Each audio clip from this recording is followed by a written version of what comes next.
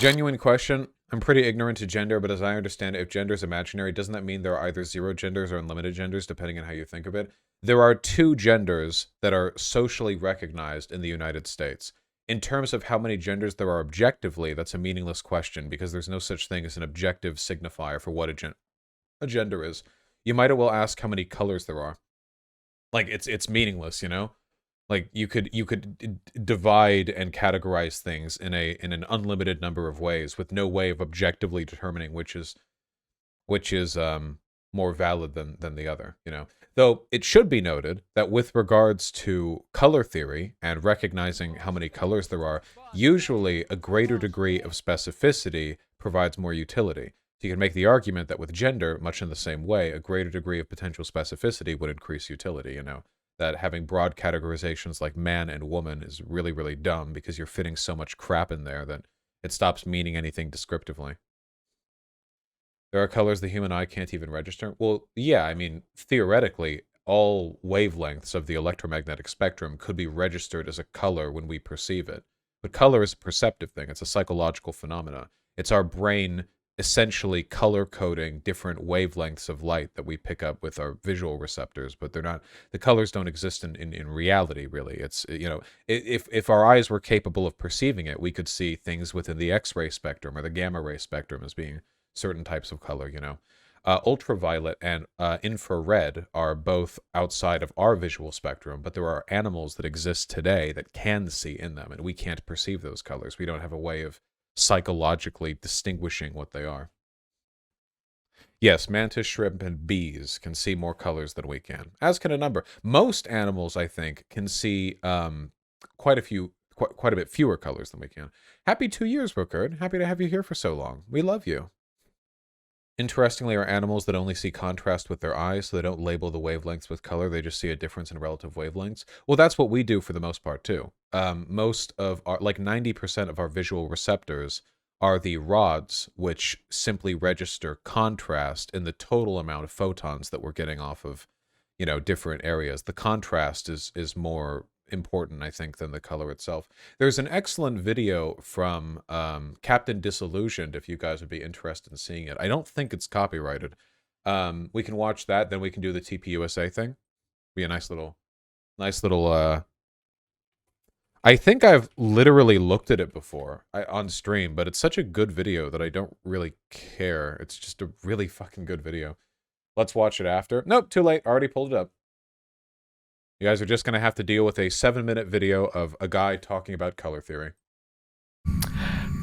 Hang on, let's optimize the thumbnail. Brighten it up. Punch up the contrast. I don't care. Watch me White not balance care. on the silver. Teeth. Now, we've seen this before. Saturate. Saturate.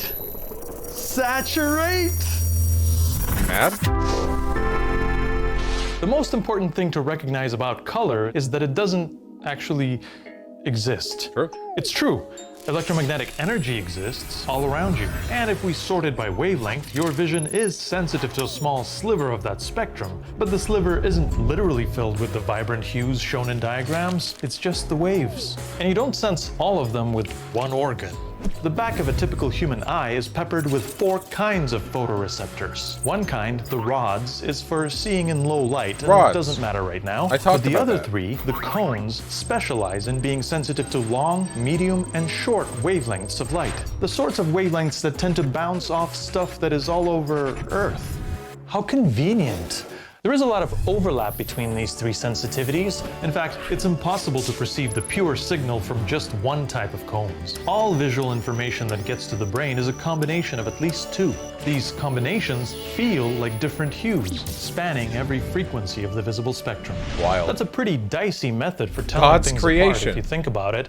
I mean, when you see orange light, you might be looking at a single source emitting waves of that frequency, or you might be looking at multiple sources emitting multiple frequencies that combine to stimulate your cones in the exact same way. The eye can't tell the difference. You can even perceive a combination of opposite ends of the spectrum as a hue. Purple and magenta don't exist at any individual frequency, but are a mix of the longest and shortest visible waves.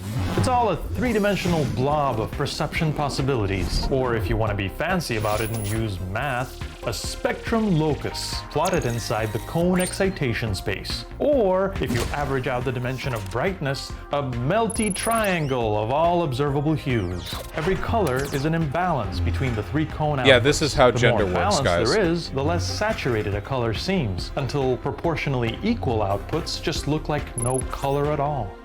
Remember, this whole chromaticity diagram is just what happens in your head. For people with atypical color perception or other animals, the diagram might be shaped differently and filled with different values, but it's just as valid an interpretation of the achromatic energy hell that is the real world.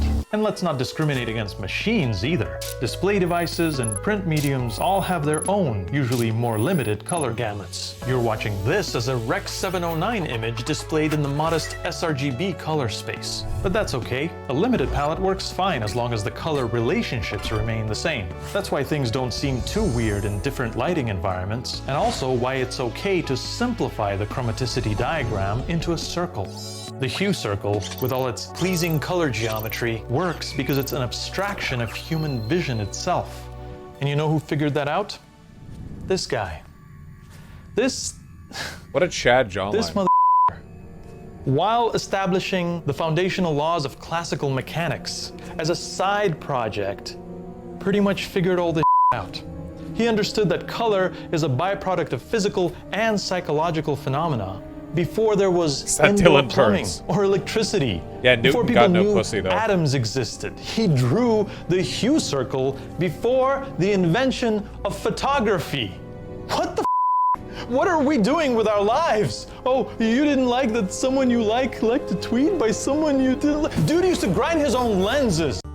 A century and a half later, James Clerk Maxwell figured out the electromagnetic spectrum and described the three-color separation principle, which became the basis of pretty much all color imaging technology. And a century and a half after that, we still use Newton's hue circle as a standard visual aid for additive color relationships. It's handy for figuring out effective color palettes in digital art and for performing intricate color grading on moving images. Here, the goal is to push the relatively limited color space to somehow convey the depths of human visual experience and imagination.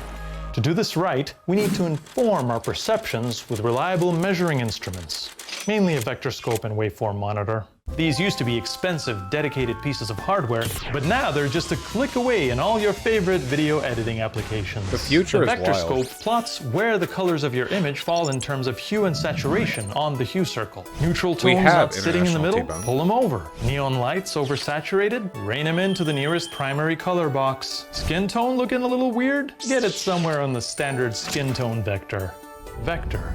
Vectorscope. Oh, I get it. But the waveform is arguably more important. It plots the luminance of your image over the total dynamic range of the color space you're working in.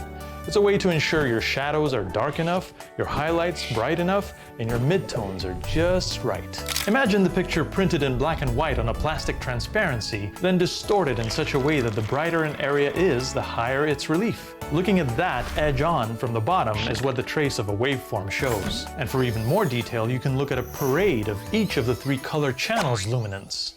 Why so much scrutiny on the waveform? Well, remember the unimportant rods in your retina? There are about 94 million more of them than the color-sensing cones. You're designed to prioritize This contrast. editing is so obnoxious, these sound effects give me a panic attack. Now, I think that this guy is maybe top of the line in terms of delivering a really complicated, like, subject material in, like, very little time in a very understandable way. I think this is, yeah, some of the highest quality shit there is on the platform. Way over color. It's what makes chroma subsampling possible, and Not why no color sentence blindness is is not wasted. really a big deal. Many people with color deficiency in their vision don't even realize they have it until later in life. And in this fascinating art experiment, painter Marco Bucci demonstrates how almost completely random colors can look sensible in paintings with well-defined black and white tones. So, to summarize what we've learned, Colors only get outside of your way. The brain doesn't care about colors that much. so if you're trying to make your videos look good with some basic primary color correction, don't overdo it. Just establish a good tone profile, consistent from shot to shot, and only tweak the actual color hues subtly to taste. All right, well, anyway, now we know about how color works. It's a very good channel, you know. It's quite a bit larger than me, so I'm not like shouting him out or anything, but yeah, it's extremely good stuff. Yeah, they have. Why do we watch that again? Because I wanted to. I can watch whatever. What do you think this is? A politics live stream? I'm a Bloodborne live streamer. Okay, everything that I do that isn't Bloodborne is entirely at my whim. I have no obligations whatsoever. Anyway, what channel is it? Captain Dissolution. All right.